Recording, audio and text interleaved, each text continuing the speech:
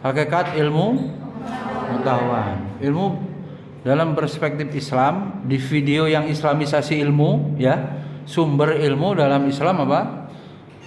Ada berapa itu? Ada melalui akal, kemudian apa? Panca indera ini, kemudian ada kolbu, hati, dan kabar sodik, wahyu, berita yang benar. Dan hakikat ilmu dalam Islam ya, itu disebutkan bahwa sumber ilmu itu apa? Allah. Bagaimana Allah mengajari Nabi Adam. Wa 'allamal adamal asma'a kullaha. Dan bagaimana Allah Subhanahu wa taala mengajarkan nama-nama kepada Nabi Adam. Maka dari situ konsep ilmu dalam Islam, ilmu bersumber dari Allah yang mengajarkan kepada manusia. Manusia pertama yang diajarkan itu Nabi Adam. Maka ditarik ya hukumnya atau pemahaman terhadap dalil itu, sumber ilmu pada dasarnya Allah Subhanahu wa taala ya, yang menciptakan manusia, kemudian menciptakan akal berfungsi untuk mencerna ilmu. Kan begitu. Jadi hakikat ilmu dalam Islam bersumber dari Allah, dan ilmu itu kemuliaan gitu.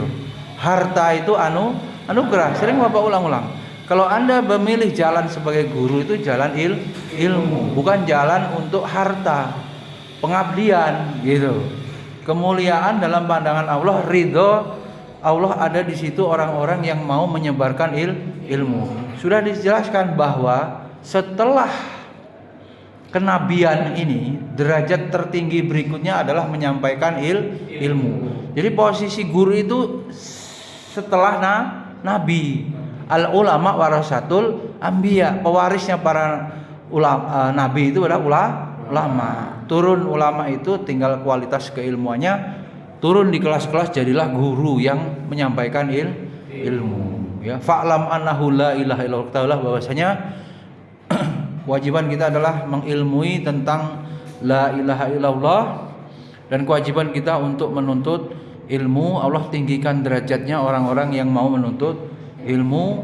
Allah muliakan orang-orang yang berjuang nasrul ilmi, menyebarkan ilmu, setingkat di bawah daripada nabi. Setelah nabi baru para guru, orang alim tadi. Itu pertanyaan pertama dari RPS ya, hakikat ilmu ya. Terus yang kedua di RPS,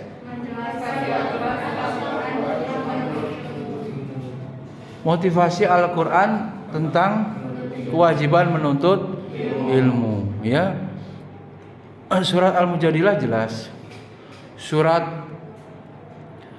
tentang perintah mempelajari Al-Quran, surat Yusuf, walaqad yasarnal Qur'ana lidzikri, sungguh kami jadikan Al-Quran itu untuk mudah dipelajari ya. Kemudian juga kalau yarfa'illahu ladina amanu minkum ya, walladzina utul ilma darajah, kedudukan Al-Quran mendudukkan manusia yang berilmu itu tinggi ya. Jadi motivasi begitu ya. Di hadis juga banyak, khairukum man ta'alamal Quran wa 'allamahu, sebaik kalian adalah orang yang belajar Al-Quran dan mengajarkannya. Sebaik-baik kalian loh, berarti apa? Tingkatan manusia yang distatuskan oleh Nabi orang terbaik coba. Ini, maka kalau memilih jalan ilmu, bahkan yang berangkat dari kampung laju atau kos kemudian menuntut ilmu, itu dihitung sebagai orang yang berjihad. Man kharaja fi talabil ilmi fa huwa fi sabilillah. Siapa yang keluar dari rumahnya menuntut ilmu, dia dihitung sebagai orang yang berjihad hatta yarji, sampai dia pulang. Jadi motivasi Al-Qur'an untuk menjadi pecinta ilmu ya, dalam bahasa Bapak itu cinta. Cinta itu kemudian perwujudan dari cinta itu adalah senang dia belajar, menjadi pembelajar sejati, tidak belajar karena diperintah dosen, ya kan? Kamu buat makalah memahami tentang konsep profesi pendidikan, guru yang ideal. Tapi kan karena disuruh, karena nanti pengen dapat nih nilai. Itu bukan pembelajar itu reaktif aja karena diperintah. Yang proaktif dia nanya dan dia mencari sendiri. Ada diperintah di mata kuliah atau tidak, dia cenderungnya ingin terus belajar. Rasa ingin tahu, haus akan ilmu begitu tinggi dia. Semangat. Kalau ini kan kamu terikat dengan absen, ya kan, mikirin itu kan. Itu mah bukan pembelajar, memang dikondisikan mau cari nilai, mau cari absen untuk dapat ijazah nantinya. Pembelajar enggak begitu, pikirannya bagaimana mendapatkan ilmu, dan Allah meletakkan ridho. Orang yang menuntut ilmu hadir di majelis ilmu itu didoakan oleh hewan-hewan yang ada di laut, binatang-binatang di laut, dan malaikat pun juga mendoakan. Itu yang dia pikirkan. Ya, niat dia fokus, ya, mencari ilmu. Pembelajar sejati tidak, kan kemarin kita sudah belajar tuh, hakikat belajar kan, interaksi individu dengan sumber belajar. Dan salah satunya dosen. Kemudian kajian-kajian di link-link YouTube yang isinya ilmu, itu belajar. Nggak mesti harus di ruang kelas. Itu pembelajar sejati. Walhasil dalam Islam, kedudukan orang yang menuntut ilmu itu dimotivasi, ya, oleh Al-Quran begitu tinggi kedudukannya. Dan kedudukan dalam pandangan Allah ini yang hakiki. Kalau manusia kadang-kadang memuji-muji ada mau kan, ada maksud, ada motif. Kalau Allah memberikan statusmu sebagai orang alim, warasatul anbiya, itu kedudukan yang paling tinggi, penerus nabi. Baik, yang berikutnya di RPS pertanyaannya. Menjelaskan sumber dan fungsi ilmu pengetahuan. Ya, fungsinya menghilangkan kebodohan. Sumbernya dari Allah, ya. Aslinya yang ciptakan manusia Allah, yang ciptakan akal manusia Allah, sehingga kemudian akal itu manusia bisa berpikir, meneliti, riset, eksperimen, akhirnya ketemu teori-teori pendidikan misalnya, ya, atau menemukan teknologi. Ya, kalau Allah nggak kasih akal yang normal gimana? Ya nggak bisa. Jadi sumber ilmu pengetahuan, fungsinya ilmu. Lah, hidup ini kalau nggak ada ilmu gimana? Tidak ada yang tidak butuh ilmu. Semuanya butuh ilmu, ya. Maka orang-orang yang berilmu ini lebih tinggi. Kalau dalam hadis seperti apa perumpamaannya? Orang alim dengan abid. Sudah disampaikan belum dulu? Orang alim itu ilmunya banyak. Kalau orang abid itu ibadahnya yang banyak. Perbedaannya itu, orang alim seperti bulan purnama, kal qamar, adapun orang ahli ibadah itu seperti kawakib bintang. Malam-malam lihat itu. Yang terang benderang apa? Bulan. Bintang cuman kecil cahayanya. Orang ahli ibadah itu hanya untuk menyelamatkan dirinya sendiri kan? Selamat dirinya sendiri. Dia kan tidak berdakwah, tidak menasihati orang, tidak menjelaskan hukum-hukum hak-hak Allah kepada manusia. Tapi orang alim, dia berdakwah, mengajarkan ilmu, ditanya oleh umat, dia bisa menjawab sehingga orang-orang itu bisa selamat dari kemusyrikan. Orang-orang itu bisa beramal soleh dengan benar, hatinya juga bersih, karena ada orang alim yang menjelaskan. Maka seperti apa bulan purnama. Baik, berikutnya Menjelaskan islamisasi ilmu pengetahuan. Islamisasi ilmu pengetahuan, karena sumber ilmu itu tidak lengkap versi barat, hanya akal, kemudian indera yang bisa diteliti, istilah ilmu epistemologi, cara memperoleh ilmunya itu positivistik. Dia kalau bisa dianalisa, bisa diindra baru percaya. Dia tidak mau menerima hal-hal yang gaib dari informasi dari Al-Quran, itulah yang diterima melalui hati. Kemudian dari kabar sodik, wahyu. Kabar sodik, berita yang benar, dalam Islam sebagai sumber ilmu. Dengan demikian maka ilmu yang ada ini perlu difilter, perlu disaring mana yang tidak bersesuaian dengan ajaran Islam, mana yang sesuai. Hasil penelitian yang tidak bertentangan. Misalnya ini sudah ada tulisan manusia, asal usul manusia menurut Darwinisme dari evolusi ke kera, simpanse mau begitu? Enggak. Manusia dalam Islam sudah kita bahas ya pekan lalu itu, manusia itu pertama diciptakan Nabi Adam dari apa? Tanah. Itu keyakinan kita. Kemudian Ibunda Hawa dari tulang rusuk Nabi Adam. Kemudian hubungan biologis seperti yang dijelaskan dalam Al-Qur'an ya. Hubungan biologis, prosesnya di kandungan itu cocok dengan sains. Sampai umur 120 hari ditiupkan ruh, ya kan? Dari mulai air mani kemudian jadi segumpal daging. Ya, dari darah itu jadi darah, dari tulang tutup lagi dengan kulit ya, daging lagi, tulang itu. Itulah yang dijelaskan dalam surat Al-Mu'minun ayat 12 itu, ya. Jadi clear ya, dalam Islam proses itu terang benderang, cocok dengan ilmu pengetahuan, dan proses reproduksi dalam ilmu pengetahuan itu cocok dengan penjelasan dalam Al-Quran. Sehingga kalau ilmunya sekuler, orangnya dengan sendiri mempelajari ilmu itu sekuler, akhirnya melahirkan manusia-manusia sekuler itu tidak mau diatur hidupnya dengan agama. Dan dalam hidup ini tidak ada yang bebas nilai. Ilmu pengetahuan itu harus ada nilai. Value free itu kesalahan, bahwa ilmu pengetahuan tidak bebas dari agama. Kalau value free diterapkan, misalnya dalam konteks ilmu seni, itu ada nggak kegiatan di prodi seni ya yang kemudian menganggap itu sebagai keindahan? Membuat lukisan bugil tanpa usaha itu sebagai sebuah pelajaran. Maka sampai ada kontes itu Miss Universe yang kemudian ada sesinya membuka seluruh pakaian. Tentu saja itu bertentangan dengan syariat Islam. Nilai agama harus masuk di situ. Karena itu bebas nilai, bebas. Akhirnya yang seperti itu tidak ada rem, bablas. Kalau kemudian sekarang ramai itu ya, Bali yang menjadi banyak wisatawan turis. Akhirnya ada yang berzina di pinggir jalan kan? Karena bebas nilai tadi itu. Sekuler. Ada yang lagi? Pesta seks kan di TikTok ada viral yang lagi ditangkap kan? Dibuat video ternyata pesta. Hal-hal yang melanggar ketentuan syariat ternyata masyarakat sudah mulai melakukan. Sebab cara berpikirnya liberal gitu ya. Seni untuk seni, hak asasi kan begitu. Hak asasi itu kalau tidak bertentangan dengan agama. Hak asasi Allah nomor satu, kira-kira begitu anunya. Ada batasnya gitu loh, tidak lepas.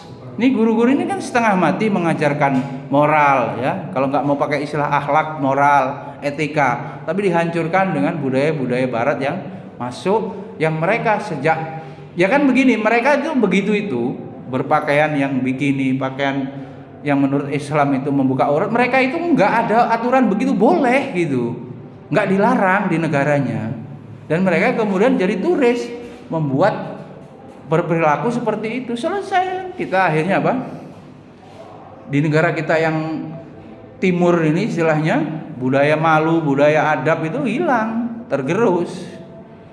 Akhirnya jadi masalah kan, pendidikan akhirnya PR-nya semakin banyak gitu loh, asusila, pelecehan, macam-macam kan.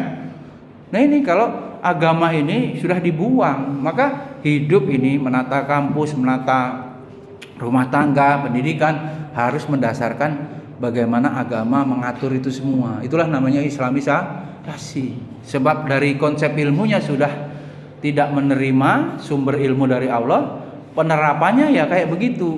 Dan cilakanya kan sudah terbukti. Kamu ini kalau di barat 17 tahun ya, anak itu boleh menentukan diri sendiri mau apa, bertentangan dengan agama atau tidak, itu tidak dilarang.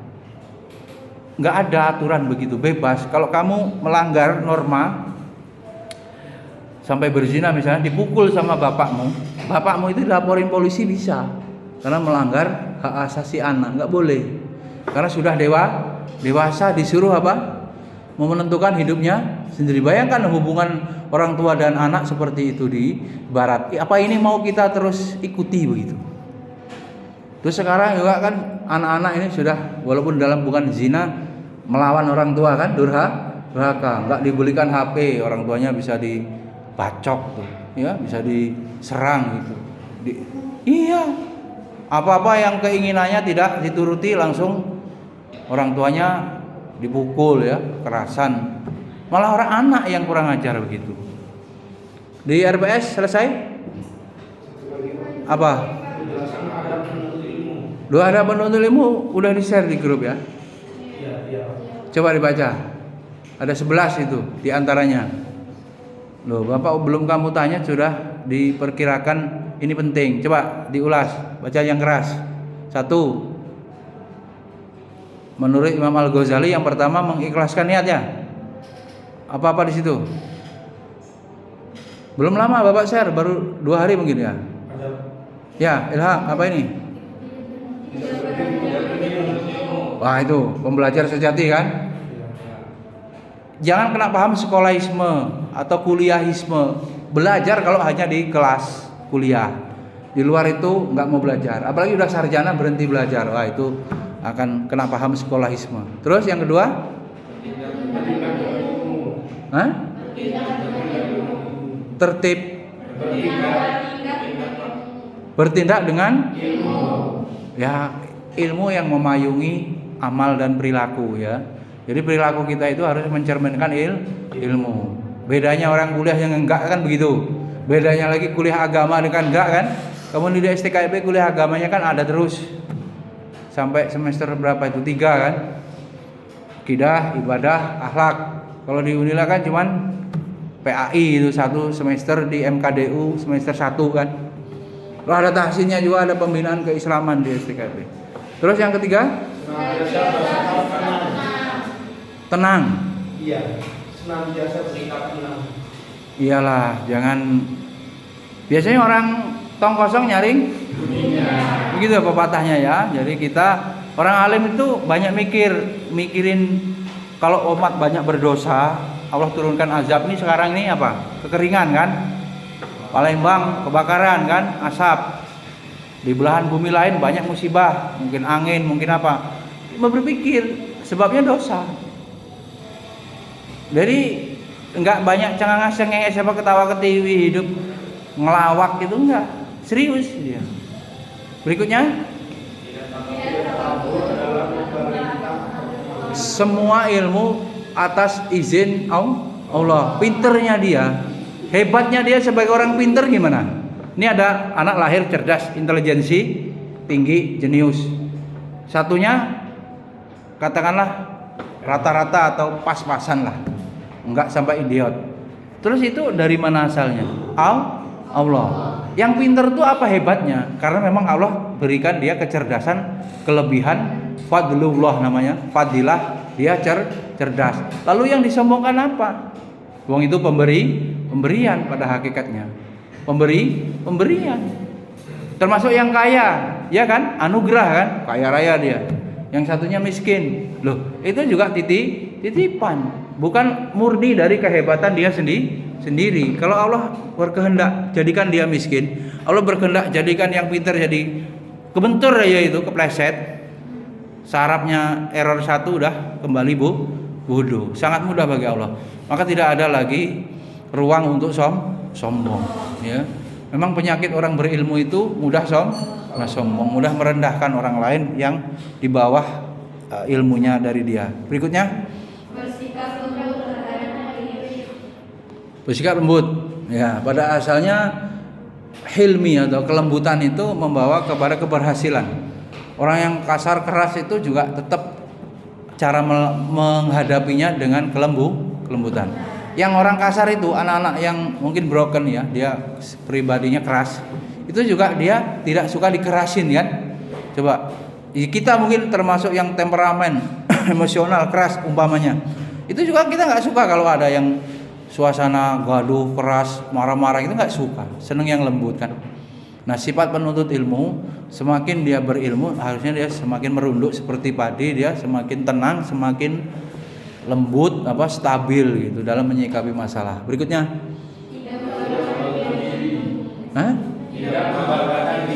Ya ujub itu merusak amal. Ria, ujub dan ria termasuk pamer, bangga diri. Ini kalau nggak karena saya, ini nggak berhasil program. Artinya apa? Bukan karena Allah menyandarkan kepada dirinya, itu juga perusak amal. Ini makanya kita perlu belajar tazkiyatun nafas, pensucian jiwa. Itu ilmu yang fardhu ain. Kalau dia bangga diri, beramal itu mencari apa? Ya supaya dirinya dibilang apa? Hebat kan? Kagum gitu. Ya beda dengan sombong ya. Jelas sombong itu jelas masuk neraka jelas. Ini bangga diri. Gitu. Bangga diri. Ini ada event apalah. Wah, kalau nggak saya gitu. Nah, gitu loh. Dia membanggakan dirinya. Terus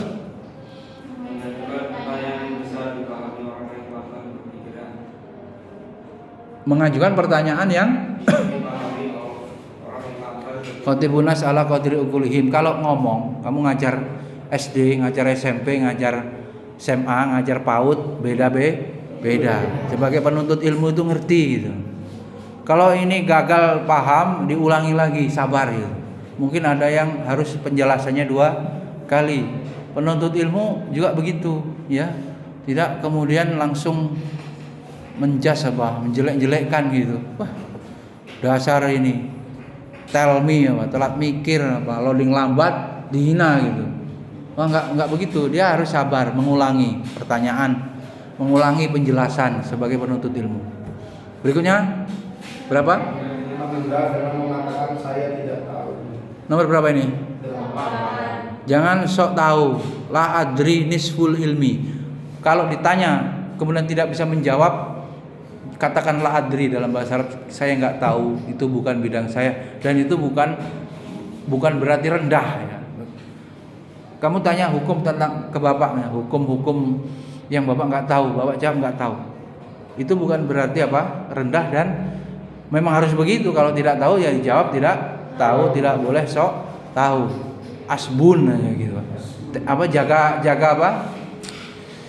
Jaga ini namanya apa? Gengsi ya. Masa nggak bisa jawab sih mahasiswa lu? Enggak. Memang kalau nggak bisa ya nggak apa-apa. Ilmu Allah sangat luas, dan kuliah pun ada pembidangan kan? Ada jurusan. Artinya apa? Di situ manusia ada keterbatasan. Sebagai penuntut ilmu ditanya yang bukan bidangnya tidak boleh dijawab. Dia katakan tidak tahu, nggak apa-apa. Terus ada berikutnya 9. Bersedia menjawab secara ringkas. Ya ini ringkas kan? Makalah ini 5 apa 4 topik pembahasannya. Jadi dibuat bagaimana bisa dipahami secara ringkas, tidak sampai 1,5 jam lagi kan nggak selesai lagi waktunya. Substansi atau kesimpulan intinya sudah disampaikan. Guru kan harus membuat konklusi juga begitu. Ya, kalau ditanya, penuntut ilmu juga lihat siapa yang nanya gitu. Kalau mau diskusi serius ya, kalau yang nanya orang awam kesimpulan aja dalam agama ini. Hukumnya nggak boleh, hukumnya boleh gitu. Ya lihat si kon. Terakhir ya. 10. Apa itu?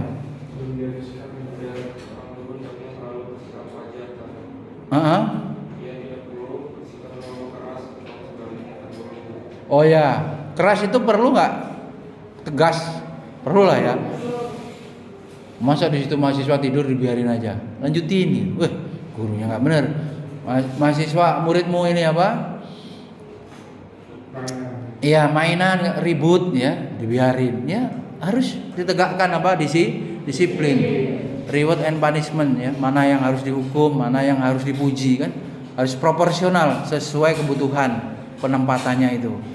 Ya, terlalu lembek nggak boleh, terlalu kasar sampai cedera kan nggak boleh juga ya. Dihukum sampai apa? Melukai fisik yang kemudian sampai harus apa itu berobat opnam apa ini di ICU, wah berat ya. Yaitu kayak militer jadinya kan. Militer pun juga ada batasannya.